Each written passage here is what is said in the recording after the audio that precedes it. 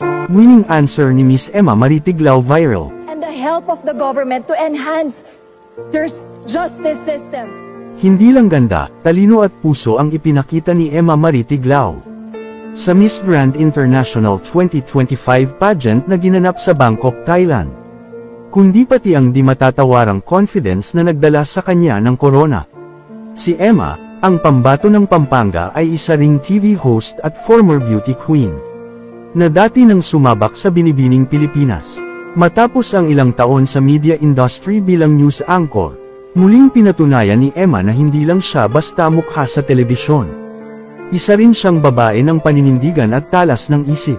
Ngayon taon kinatawan niya ang bansa sa Miss Grand International 2025, kung saan muli na namang nag-back-to-back win ang Pilipinas matapos masungkit ni Christine Julian Opiaza ang corona noong 2024. Dahil sa makabuluhang sagot ni Emma at standout performance sa evening gown at final walk. Muling umalingaw ang pangalan ng bansa sa international pageant scene.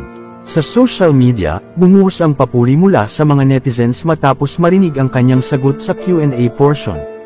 Komento ng ilan, ang galing talagang matalino sa may sense. Bongga ng sagot, pang-winner talaga ang sagot at may relevance. Marami rin ang nagsabing si Emma ay epitome ng beauty with purpose. Isang babae na kayang pagsabayin ng talino at kababaang loob. Sa mga video clip na nag-viral, kapansin-pansin ang kanyang composed delivery at malinaw na mensahe sa gitna ng matinding pressure ng kompetisyon. At nang sa wakas ay inihayag ang kanyang sagot, lalo pang humanga ang mga manunood. As someone who reports this kind of stories, I really want to use the power of balance.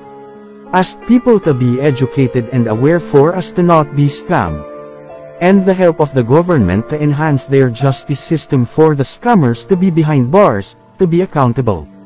Cause one day I hope that we will live in a peaceful world where no one should deceive just to survive. Ang simpleng mensahe laban sa panlilinlang ang nagpatunay na si Emma ay hindi lang maganda sa labas. May malalim at malasakit din sa kapwa lalo na sa nangyayari sa ating bansa na puno ng kontrobersya sa korupsyon.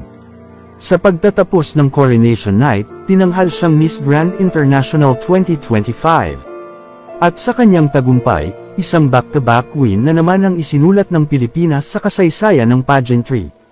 Sa mga salita ni Emma, totoo nga, dapat managot ang mga lahat ng sangkot sa pagnanakaw sa ating bayan.